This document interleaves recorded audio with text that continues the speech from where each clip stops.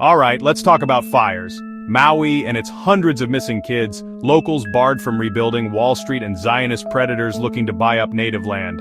Not every blaze is the same. Some locals call a few of them suspicious. But when emergency funding is tied to your stance on Israel, BDS or forced sales to settler groups targeting Christians, your spider sense may go off.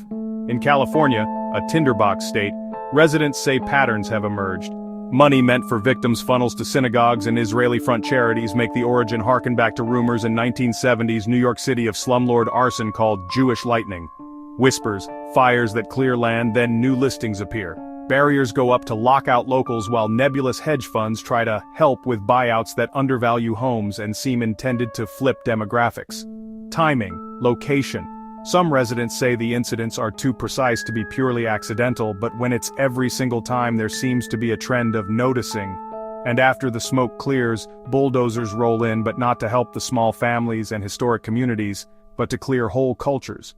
Redistrict sleepy towns into havens for large hotels and gated communities serving Israeli dirty money, which brings us to hedge funds, shady charities, and to philanthropic funding that has raised eyebrows, creating racial discrimination veiled behind price hikes that don't impact those who print the money or have access to unlimited investment depending on which private school you went to and who your rabbi is. Reports note large donations from the Annenberg Foundation to specific community centers, claims that demand scrutiny.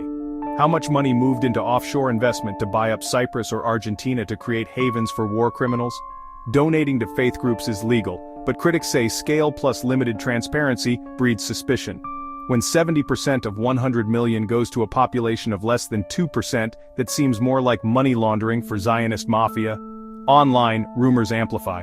On the ground, people ask what is being built and for whom. More exclusively Jewish private schools, summer camps, settler-linked synagogues, day schools and places to hold land theft sales impacting the Palestinian and Armenian Christians. Those questions extend beyond charity, into fears of exclusive compounds and demographic change. IDF war criminals, mafia synagogues and predatory tourism to shuffle predators among the goyim with valuable organs. Next, the pattern that some say spans continents.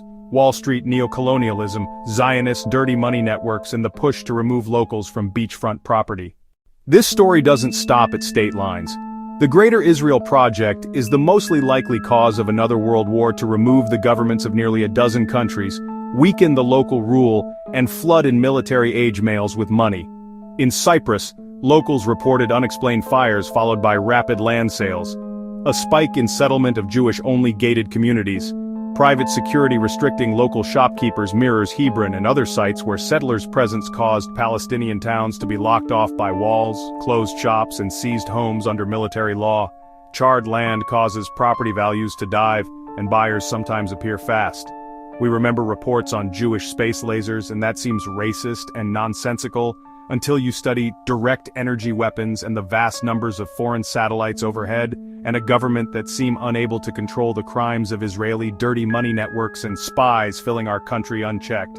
Local reporting has highlighted buyers with links to foreign investors. These are claims under investigation.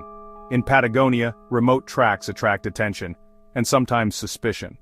Locals and forums have reported Israeli tourist groups behaving more like reconnaissance than tourism. Allegations that authorities are looking into. Across islands and mountains, the recurring pattern is fire, devaluation, quick acquisition, a chain worth investigating. Communities feel powerless, they demand answers from officials and buyers alike. The fear that devalued land becomes exclusive enclaves with limited oversight. Observers point to clustered purchases as circumstantial evidence, not proof but cause for scrutiny. Whether displacement or simple investment, the result is the same. Communities unsettled and vigilant.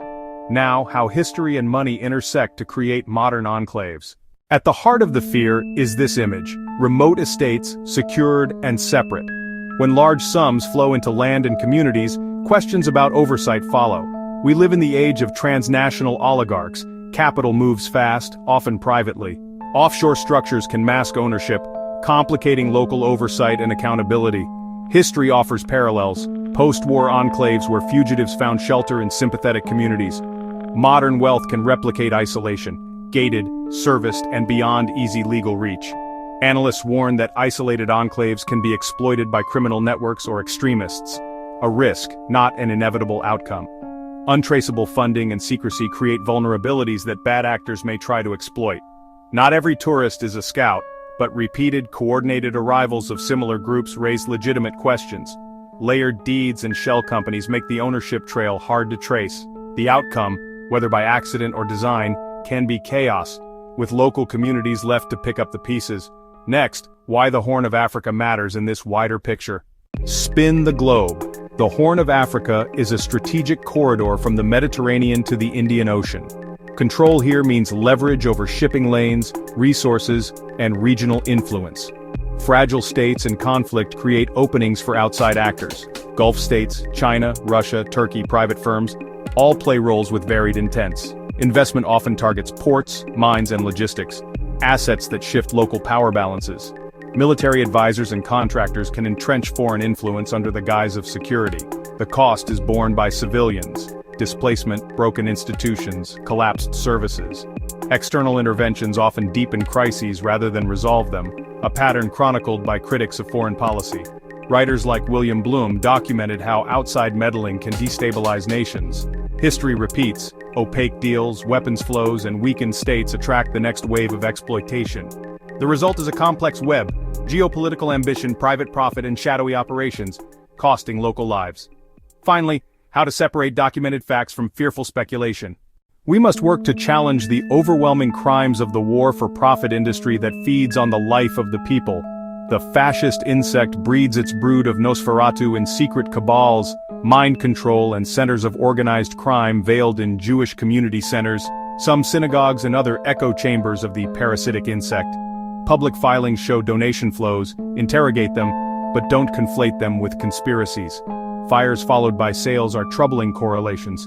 Enforceable proof requires investigation. Distinguish an investigative report from an anonymous forum post. Claims about organ harvesting, sex tourism, or targeted murders are serious. Treat them as allegations until verified by credible sources. If true, they demand legal action. If false, they fuel hate and division. Demand transparency from foundations, file records requests, support investigative journalism. Press officials, follow the money, and prioritize verified reporting over alarming speculation. Different countries pursue different models, from Japan's controlled labor programs to other states' strategic investments. China and others pursue infrastructure-led engagement. Critics say motives vary from partnership to influence. Hold power accountable, verify claims, protect communities from exploitation, and from fear driven by rumor. Sources in the description. Subscribe for the follow-up investigations. Stay skeptical, stay compassionate.